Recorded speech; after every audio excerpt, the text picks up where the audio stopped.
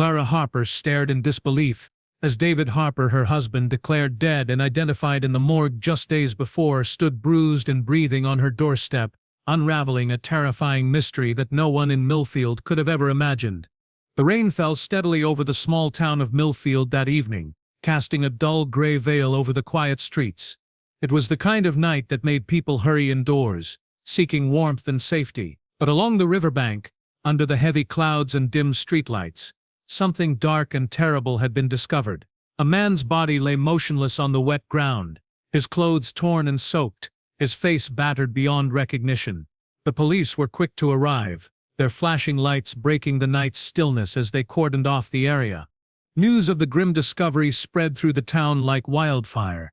Whispers filled the air in homes and local cafes. Everyone knew David Harper, well respected, a hard-working businessman who kept a low profile and cherished his family. He had the kind of calm presence that made neighbors nod politely and smile when they saw him passing by.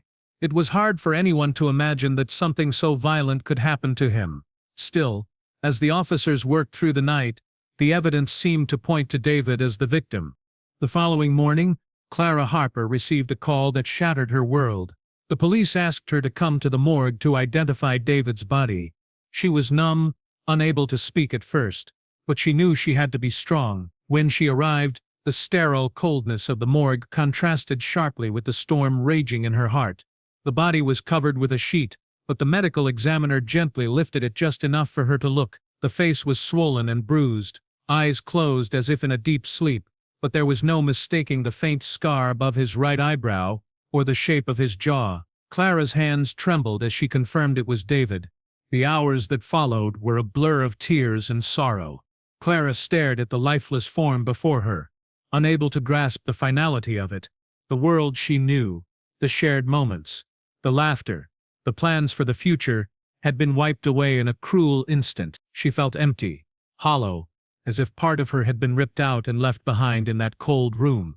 Friends and family gathered around her, offering condolences and support, but nothing could fill the void left by David's absence. The police began their investigation immediately. They questioned neighbors, searched for witnesses, and examined the scene by the river.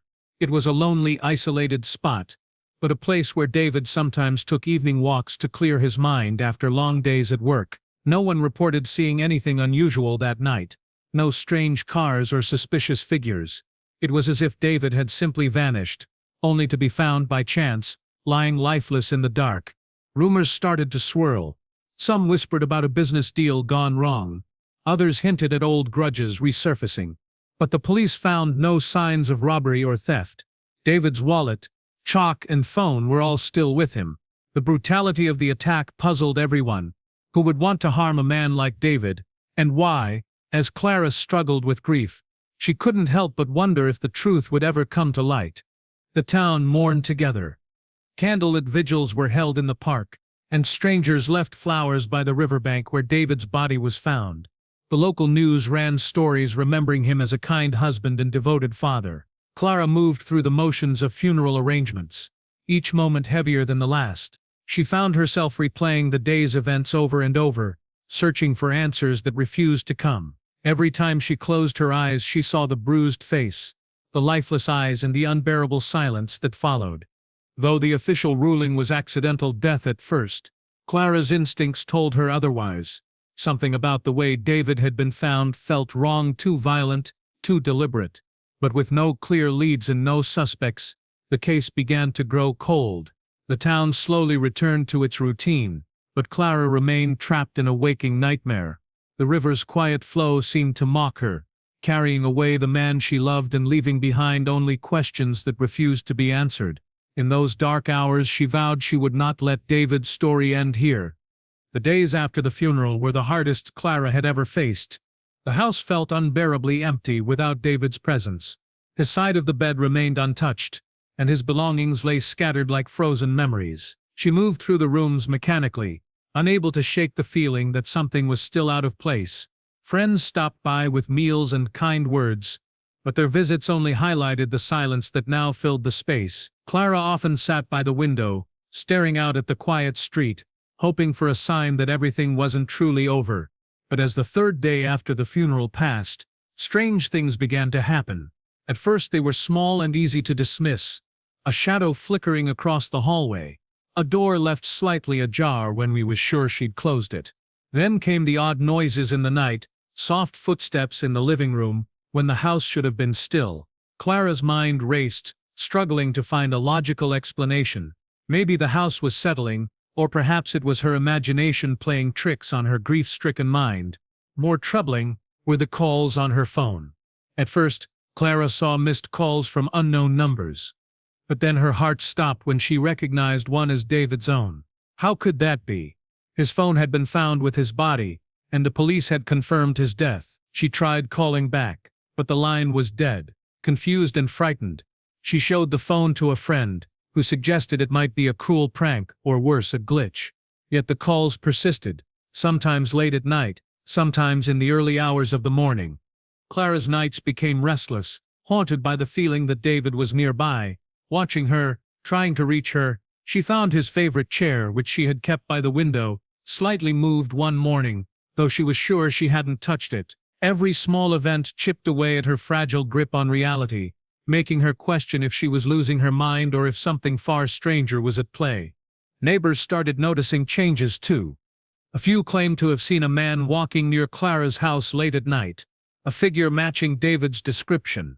They tried to tell Clara, but she brushed it off as wasteful thinking. Still, her heart leapt every time she heard footsteps outside, and she would rush to the door only to find the empty street bathed in moonlight. Clara decided to look through David's belongings once more, searching for any clue that might explain the confusion. She came across his journal, something he had kept private for years. Flipping through the pages, she found entries about feeling watched, worries about a business deal going sour, and mentions of receiving threats. The final notes were hurried and anxious, written just days before his disappearance. The more she read, the clearer it became that David had been living under a shadow she had never fully seen. The police, meanwhile, were still at a loss. They reopened the investigation after receiving new tips from the community, but no new evidence emerged. Clara grew frustrated with the slow pace and silence. Alone in her grief and confusion, she felt compelled to act. She reached out to a private investigator, desperate to uncover the truth for herself. As the fourth day dawned, Clara's mind was a storm of fear and hope. She kept the house locked tight, windows drawn, every creak and groan of the old walls sending chills down their spine. Then, just as the first rays of sunlight broke through the clouds, there was a knock at the front door. It was soft but steady, cutting through the heavy stillness like a heartbeat. Her breath caught.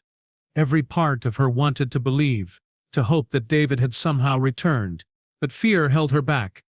What if it was someone else? What if it was another trap, another cruel trick? She hesitated, hands trembling, as she reached for the handle. The knock came again, more urgent this time. Clara steeled herself, slowly opening the door to face whatever waited outside. The sight before her shattered everything she thought she knew about that night by the river, and the life she had tried to bury. Standing there, bruised and exhausted, was David Harper, alive. The impossible had happened, and Clara was left to confront a truth that would change everything forever. The moment Clara opened the door and saw David standing there, a wave of shock and disbelief washed over her. His clothes were dirty and torn, his face marked with bruises and cuts, but the unmistakable spark in his eyes told her it was truly him. She wanted to reach out, to hold him, but a swirl of questions overwhelmed her mind. How was this possible? How had he survived? Why had he disappeared without a word? The answers he would reveal over the next hours were more shocking than anything Clara could have imagined. David explained that the night he went missing had been a nightmare unlike any other. He was lured into a trap by people who wanted to destroy him. Business rivals with dark motives and hidden grudges. They accused him of embezzlement and fraud, crimes he did not commit, and kidnapped him to force a confession or to make him disappear permanently. He was kept in a hidden place, beaten and threatened, cut off from the outside world. After days of suffering, the kidnappers believed he was near death and left him by the river, hoping the water would finish what they had started. By sheer luck, a passerby discovered him and called the authorities, but when the police arrived, David was unconscious and unresponsive. Mistaken for dead, his body was taken to the morgue, When Clara identified the bruised and battered face, it was actually David. Everyone believed he had died. Meanwhile, David regained consciousness and, with slow, painful effort, managed to escape from the hospital where he was being held for observation. Afraid and uncertain whom to trust, he avoided contact, choosing to hide until he could find Clara safely. The story David shared was harrowing, filled with betrayal and violence that shook Clara to her core. She realized that not only had her husband survived an attempt on his life, but he had been forced into silence, living in fear that the men who wanted him dead were still watching, still waiting. The police were stunned by the revelation and immediately reopened the case with a fresh perspective. Clara's relief was mixed with fear. The danger was not over, and the people behind this nightmare were still out there. In the days that followed, David slowly regained strength in the safety of his home. His presence brought comfort but also tension. The couple struggled to adjust to the new reality, a reality where death had been narrowly narracled. The threats lingered like shadows in every corner. Clara found herself watching every visitor, every unexpected sound, wondering if the kidnappers had come back or if someone else was involved. Trust became a fragile thing, tested by fear and uncertainty. David, too, was haunted by the ordeal. Memories of captivity, of threats whispered in dark rooms, replayed in his mind. He was determined to fight back, to clear his name and to protect the family that had almost lost him. But the path ahead was dangerous, full of uncertainty and risks that neither of them fully understood. As they began piecing together what had happened, Clara discovered more about David's life she had never known, the pressure he had faced, the enemies he had made, and secrets he had kept hidden to shield her from worry. The town, too, was thrown into turmoil.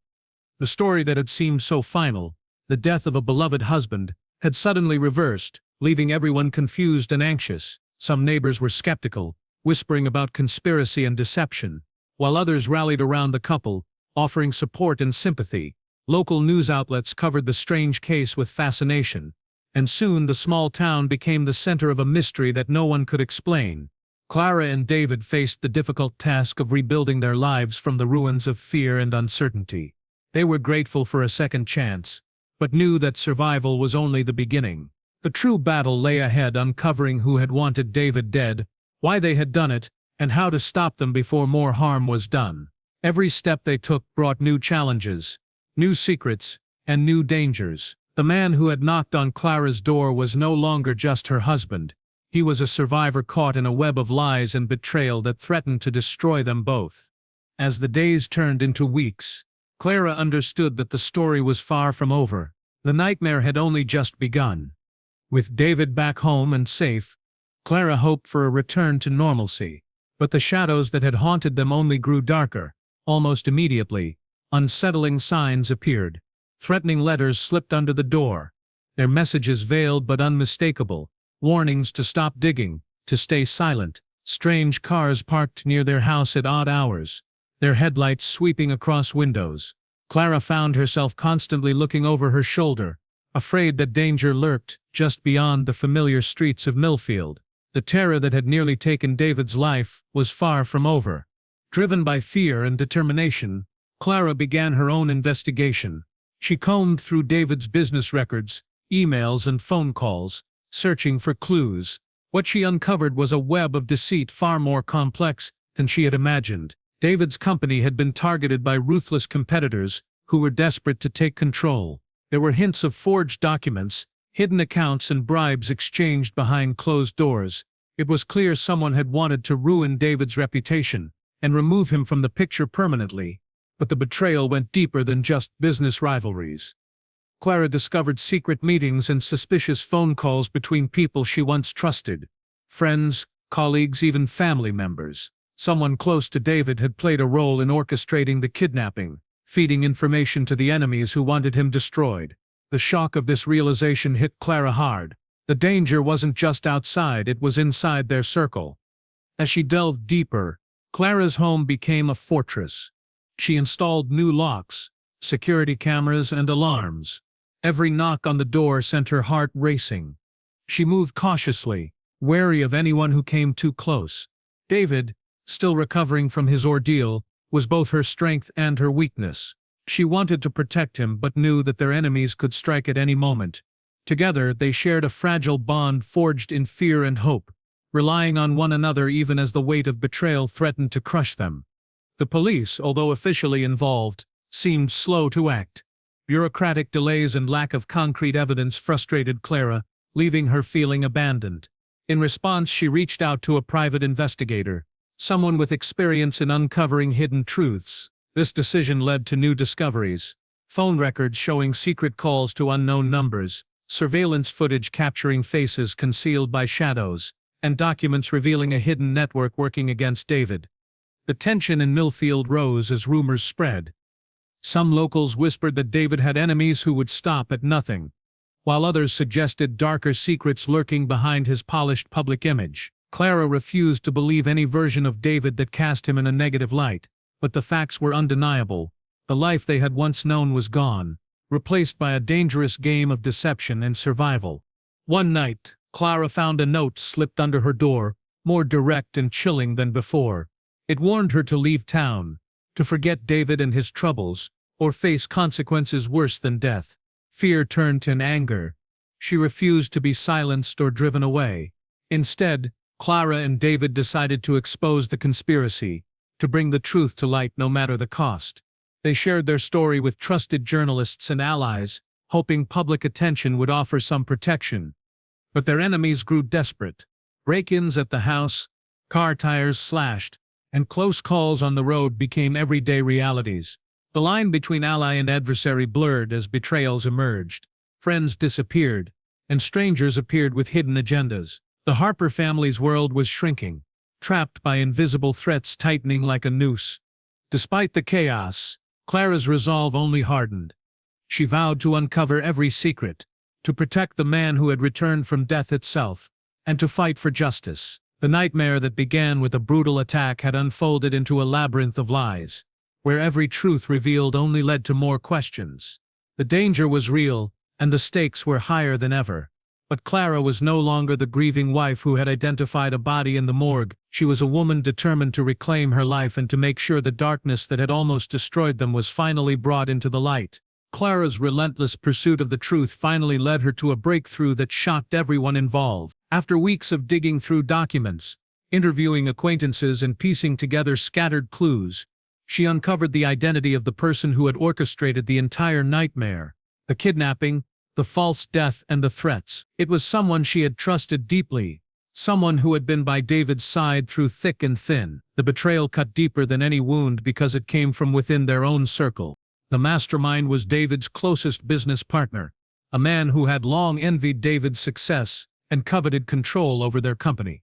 Behind the friendly facade lay a calculating individual who had woven a web of lies and manipulation to take everything from David. This partner had arranged the kidnapping to scare David into submission and had spread false information to law enforcement and the public to make it appear as though David was dead. His goal was to step in, take over the business, and erase any obstacles in his path. When Clara confronted the police with the new evidence, their attitude shifted immediately.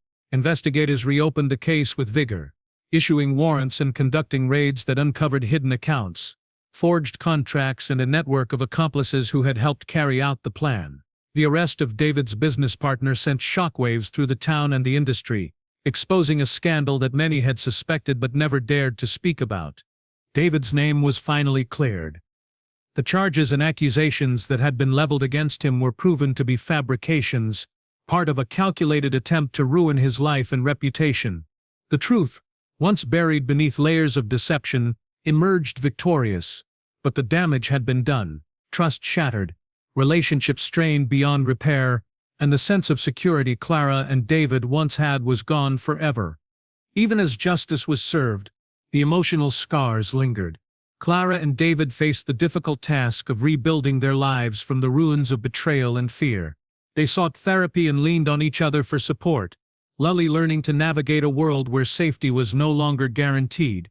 The community, too, tried to heal, grappling with the realization that someone they had trusted had been capable of such cruelty.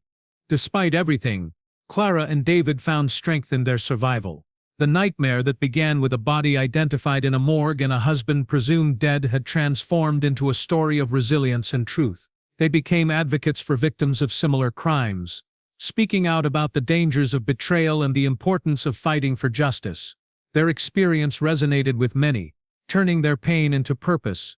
Millfield, once shaken to its core, gradually returned to a fragile normalcy. The streets were quieter, the neighbors more watchful, but the story remained a haunting reminder that darkness could exist even in the Faust's familiar places. For Clara, the memory of the 3 days when her husband was both dead and alive would forever shape her life, a testament to the thin line between reality and nightmare.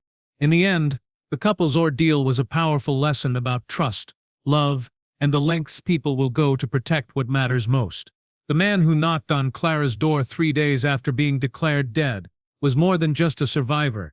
He was a symbol of hope in the face of unimaginable odds. Their story, filled with twists and turns, proved that sometimes the truth is stranger than fiction, and that even in the darkest moments, light can find its way back in.